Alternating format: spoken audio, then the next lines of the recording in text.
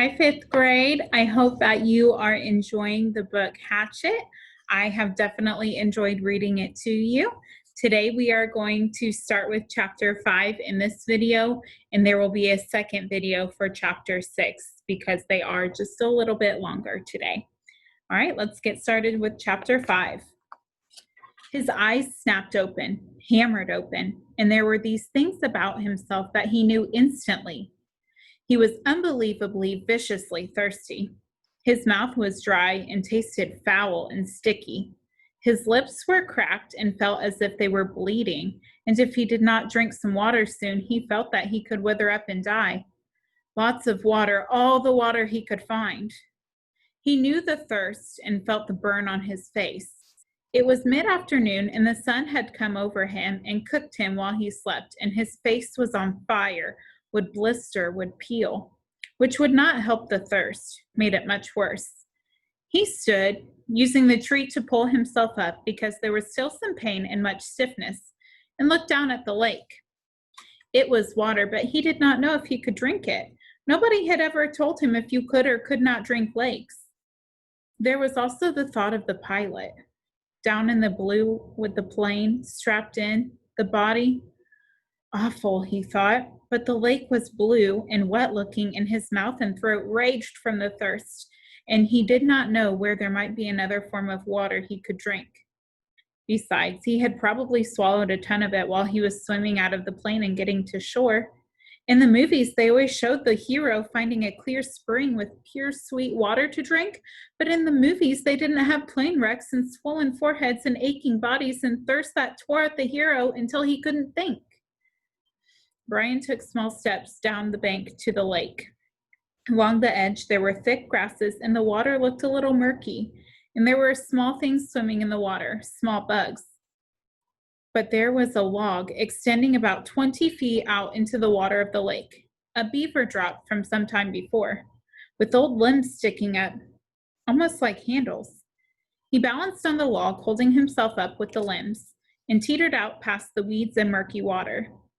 When he was out where the water was clear and he could see no bugs swimming, he kneeled onto the log to drink. A sip, he thought, still worrying about the lake water. I'll just take a sip. But when he brought a cupped hand to his mouth and felt the cold lake water trickle past his cracked lips and over his tongue, he could not stop.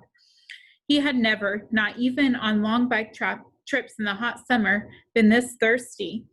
It was as if the water were more than water, as if the water had become all of life and he could not stop. He stooped and put his mouth to the lake and drank, pulling it deep and swallowing great gulps of it. He drank until his stomach was swollen, until he nearly fell off the log with it. Then he rose and stagger-tripped his way back to the bank, where he was immediately sick and threw up most of the water. But his thirst was gone, and the water seemed to reduce the pain in his head as well, although the sunburn still cooked his face. So, he almost jumped with the words spoken aloud. It seemed so out of place, the sound. He tried it again. So here I am. And there it is, he thought. For the first time since the crash, his mind started to work. His brain triggered, and he began thinking, here I am, and where is that? Where am I? He pulled himself once more up to the bank, into the tall tree without branches, and sat again with his back against the rough bark. It was hot now, but the sun was high and to his rear, and he sat in the shade of the tree in relative comfort. There were things to sort out. Here I am, and that is nowhere. With his mind opened and thoughts happening, it all tried to come in with a rush, all of what had occurred, and he could not take it. The whole thing turned into a confused jumble that made no sense. So he fought it down and tried to take one thing at a time. He had been flying north to visit his father for a couple of months in the summer, and the pilot had had a heart attack and had died. And the plane had crashed somewhere in the Canadian North Woods, but he did not know how far they had flown or in what direction or where he was. Slow down, he thought, slow down more. My name is Brian Robison, and I am 13 years old, and I am alone in the North Woods of Canada. All right, he thought, that's simple enough. I was flying to visit my father, and the plane crashed and sank in a lake. There, keep it that way. Short thoughts. I do not know where I am, which doesn't mean much. More to the point, they do not know where I am. They meaning anybody who might want to be looking for me, the searchers. They would look for him, look for the plane. His mother and father would be frantic. They would tear the world apart to find him. Brian had seen searches on the news, seen movies about lost planes. When a plane went down, they mounted extensive searches and almost always found the plane within a day or two. Pilots all filed flight plans, a detailed plan for where and when they were going to fly with all the courses explained. They would come, they would look for him. The searchers would get government planes and cover both sides of the flight plan filed by the pilot and search until they found him. Maybe even today, they might come today. This was the second day after the crash. No, Brian frowned. Was it the first day or the second day? They had gone down in the afternoon, and he had spent the whole night out cold. So this was the first real day, but they could still come today. They would still have started the search immediately when Brian's plane did not arrive. Yeah, they would probably come today. Probably come in here with planes, small bush planes with floats that could land right here on the lake and pick him up and take him home. Which home? The father home or the mother home? He stopped thinking. It didn't matter. Either on to his dad or back to his mother. Either way, he would probably be home by late night or early morning. Home where he could sit down and eat a large, cheesy, juicy burger with tomatoes and double fries with ketchup and a thick chocolate shake. And there came the hunger. Brian rubbed his stomach. The hunger had been there, but something else, fear, pain, had held it down. Now, with the thought of the burger, the emptiness roared at him. He could not believe the hunger, had never felt it this way. The lake water had filled his stomach, but left it hungry, and now it demanded food, screamed for food. And there was, he thought, absolutely nothing to eat, nothing. What did they do in movies when they got stranded like this? Oh, yes, the hero usually found some kind of plant that he knew was good to eat that took care of it. Just ate the plant until he was full, or used some kind of cute trap to catch an animal and cook it over a slick little fire, and pretty soon he had a full 8-course meal. The trouble, Brian thought, looking around, was that all he could see was grass and brush. There was nothing obvious to eat, and aside from about 1 million birds and the beaver, he hadn't seen animals to trap and cook. And even if he got one somehow, he didn't have any matches, so he couldn't have a fire. Nothing. It kept coming back to that. He had nothing. Well, almost nothing. As a matter of fact, he thought, I don't know what I've got or haven't got. Maybe I should try and figure out just how I'll stand. It will give me something to do, keep me from thinking of food until they come to find me. Brian once had an English teacher, a guy named Perpich, who was always talking about being positive, thinking positive, staying on top of things. That's how Perpich put it. Stay positive and stay on top of things. Brian thought of him now, wondered how to stay positive and stay on top of this. All Perpich would say is that I have to get motivated. He was always telling kids to get motivated. Brian changed position so he was sitting on his knees. He reached into his pockets and he took out everything he had and laid it on the grass in front of him. It was a pitiful enough. A quarter, 3 dimes, a nickel, and 2 pennies. A fingernail clipper, a billfold with a $20 bill, in case you get stranded at the airport in some small town and have to buy food, his mother had said, and some odd pieces of paper. And on his belt, somehow still there, the hatchet his mother had given him. He had forgotten it and now reached around and took it out and put it in the grass.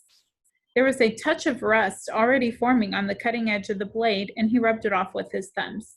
That was it. He frowned. No, wait, if he was going to play the game, he might as well play it right. Perpich would tell him to quit messing around, get motivated. Look at all of it, Robinson. He had on a good pair of tennis shoes, now almost dry, and socks, and jeans, and underwear and a thin leather belt and a t-shirt with a windbreaker so torn it hung on him in tatters, and a watch. He had a digital watch still on his wrist, but it was broken from the crash, the little screen blank, and he took it off and almost threw it away, but stopped the hand motion and laid the watch in the grass with the rest of it. There, that was it. No, wait, one other thing. Those were all the things he had, but he also had himself. Perpich used to drum that into them. You are your most valuable asset. Don't forget that. You are the best thing you have. Brian looked around again. I wish you were here, Perpich. I'm hungry and I'd trade everything I have for a hamburger. I'm hungry, he said it aloud, in normal tones at first, and then louder and louder until he was yelling it. I'm hungry, I'm hungry, I'm hungry. When he stopped, there was a sudden silence, not just from him, but from the clicks and blurps and bird sounds of the forest as well.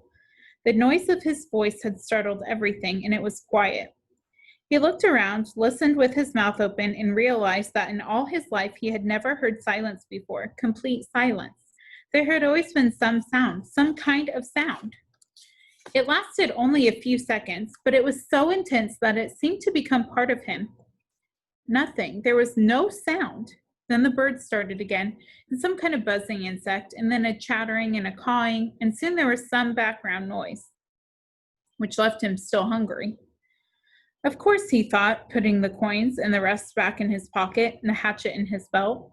Of course, if they come tonight, or even if they take as long as tomorrow, the hunger is no big thing.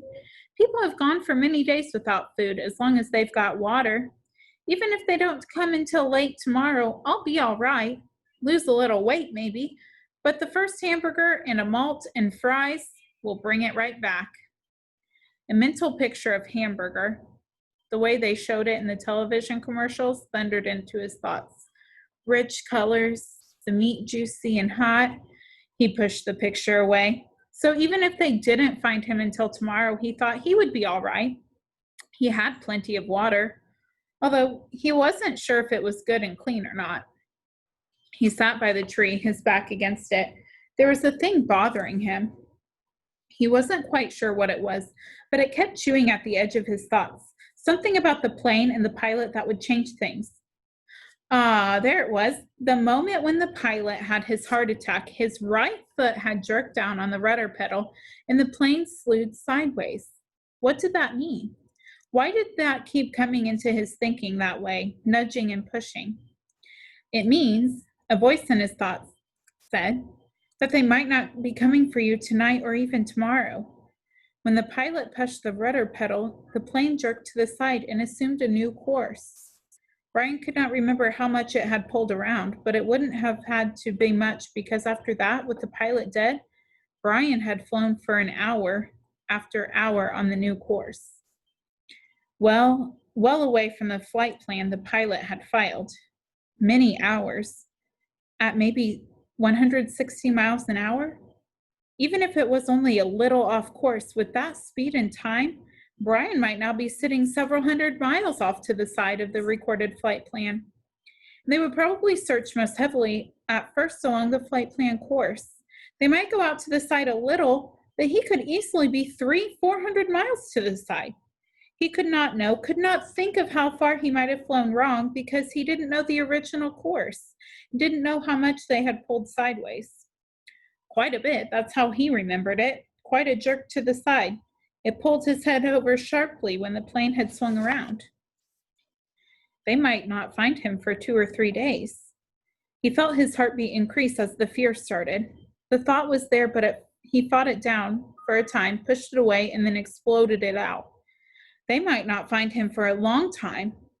And the next thought was there was as well, that they might never find him.